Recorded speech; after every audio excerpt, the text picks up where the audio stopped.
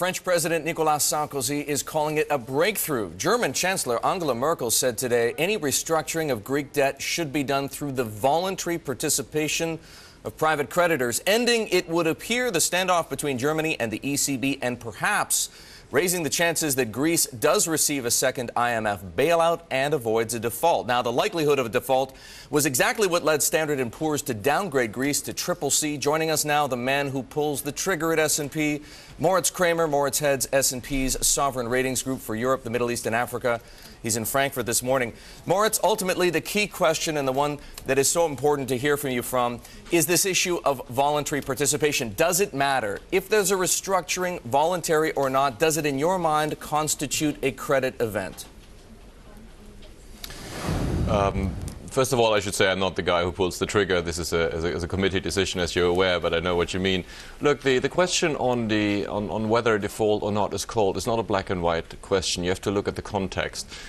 We've been publishing pretty transparent criteria on a probability and the definition of a default for some years.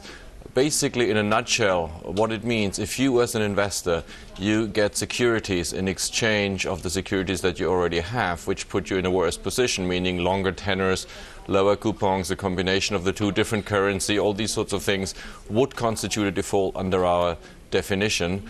And the question of voluntariness is quite secondary in that context, because you might agree to a voluntary exchange. Voluntarily, you might buy into that if you feel that the only alternative that's available to you would be outright default. But we compare it not with the alternative that is available at the point in time, but with what was promised at the time of issuance. So you can't tell right now, based on what Angela Merkel said, whether we are or aren't talking about a default. It depends on whether, as you say, there would be an exchange of securities. Is that correct? Well, we can only opine on that when there's a concrete proposal on the table, and right now there isn't. All right. Now, how about whether or not these statements from Angela Merkel improve the chances that this crisis will be resolved without a major market dislocation? Well, again, we would need to look at the proposal in detail, which is, to my knowledge at least, sort of pretty much sort of in the principle stage and is not fleshed out. Clearly, what the markets are very worried about is the fear of a restructuring, and a restructuring meaning that you lose some of the investments. For banks, that means they would have to use some of the capital to absorb those losses. Moritz, we'll have to see to what extent those fears will be materializing. Let's go back to our conversation with Moritz Kraemer of Standard & Poor's. He is head of the Sovereign Ratings Group for Europe, the Middle East, and Africa. Moritz, earlier you were telling me that it doesn't matter whether or not a restructuring of Greek debt is voluntary in terms of participation of private creditors. It's the terms of the transaction that matter. Here's another question for you. The fact that Angela Merkel says Germany's dispute with the ECB is resolved, does that, in your mind, signal a meaningful reversal or a softening of Germany's position? And if so, what impact does that have on your view of Greece's credit? I think anything contributing to a sensation of a more consensual approach of addressing the crisis in Europe is helpful.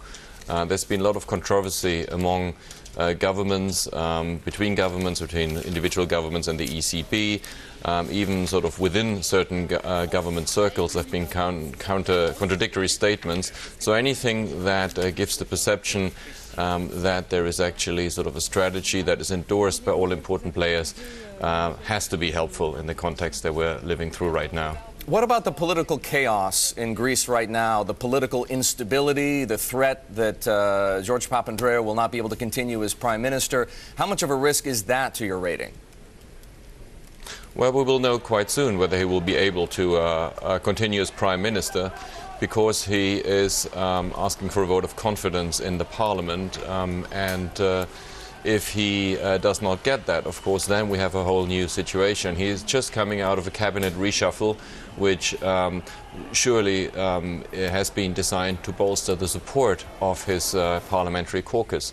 So it is our baseline scenario that the current government will continue to try to implement the very demanding structural reforms that have been agreed with the EU and the IMF.